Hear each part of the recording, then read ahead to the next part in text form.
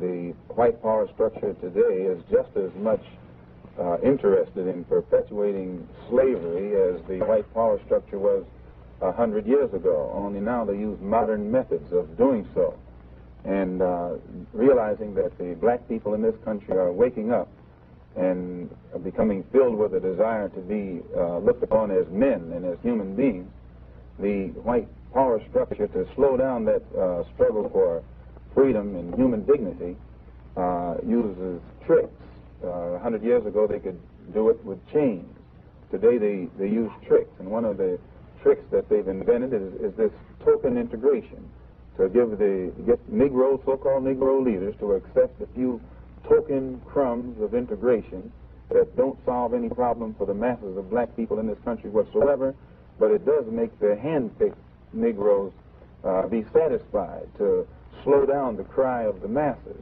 And a good example of that is, as soon as the spirit of rebellion or revolution began to spread among the masses of black people in this country, and they began to take an active part, and they showed that they weren't confined to this nonviolent approach, then the government or the power structure began to sit up and take notice. And now, as you said earlier, the president is talking about new legislation and to put it, take it out of the streets and put it back in the courts. Why, as long as it's in the streets, it's in the hands of the masses of black people who will not compromise or who cannot be bought out.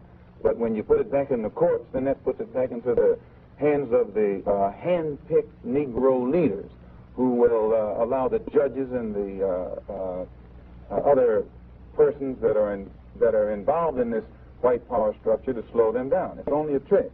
And as long as the masses of black people are involved in the struggle for freedom, not integration, but freedom, and respect as human beings, respect as men, and show that they're willing to die to be respected as men, then the power structure sits up and takes notice. But as long as this mass element is led, and when I say led, I use led in quotes, actually contained by Uncle Tom Negro leaders who hold them back, who tell them turn the other cheek, and things like that, then the white power structure isn't worried at all.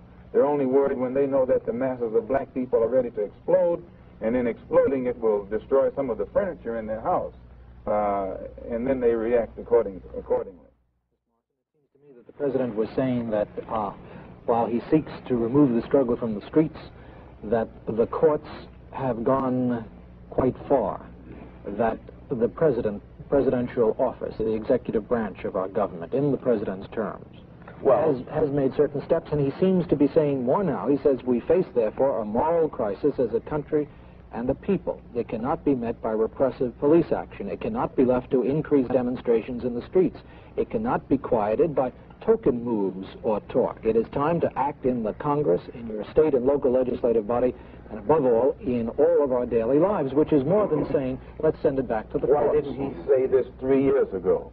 Why didn't he say this when all of these sit-ins and freedom rides were very peacefully going on in the South and in other parts of the North?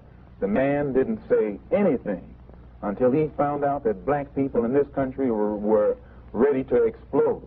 And as soon as he saw that the explosion then was a threat to the white society, he came up with this mealy-mouthed speech, which is too late, and it's only a speech. We still don't see any actions that have stemmed from it. It's still only in the stage of words.